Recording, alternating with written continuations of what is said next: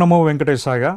శ్రీవారి వార్షిక బ్రహ్మోత్సవాలలో 7వ రోజు రాత్రి శ్రీ మలయప్ప స్వామివారు చంద్రప్రభ వాహనాన్ని అధిరోహించి భక్తులను కటాక్షిస్తారు. స్వామికి సూర్యచంద్రులు 2 నేత్రాలు. ఉదయం సూర్యుని రథంపై విహరించిన శ్రీనివాసుడు రాత్రి నిశాకరుడైన చంద్రుని ప్రభతో కూడిన వాహనంపై విహరించడం నేత్రపర్వంగా ఎంతో వైభవంగా ఉంటుంది.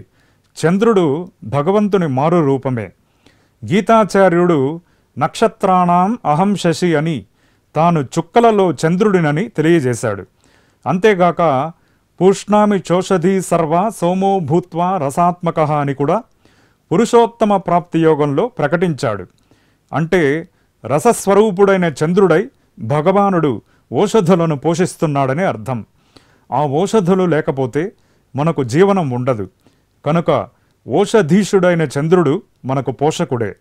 ఆ చల్లని దేవర ప్రభతో నేడు కలియుగ దైవం శ్రీ వెంకటేశ్వరుడు దర్శనమిస్తున్నారు. ఈ చంద్రోత్పత్తి భగవంతుని మనస్సునందే కలిగిందని శృతి చంద్రమా మనసో జాతః అని వివరిస్తున్నది.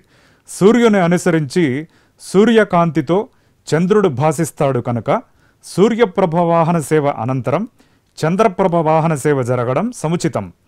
చంద్రోదయం కాగానే కలువలు వికసిస్తాయి, సాగరుడు ఉప్పొంగుతాడు, చంద్రకాంతమణులు స్రవిస్తాయి.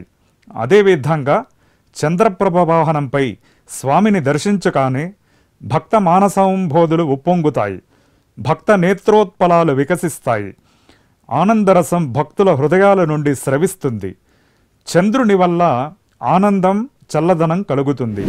యథా ప్రహ్లాదనాత్ చంద్ర అని చంద్రుని ఆహ్లాదకత్వాన్ని ప్రసిద్ధంగా వర్ణించారు ప్రాచీనులు. ఇలా శ్రీ వెంకటేశ్వరునితో అలరారే చంద్రప్రభ వాహన దివ్య వైభవాన్ని ఏమని వర్ణించగలము?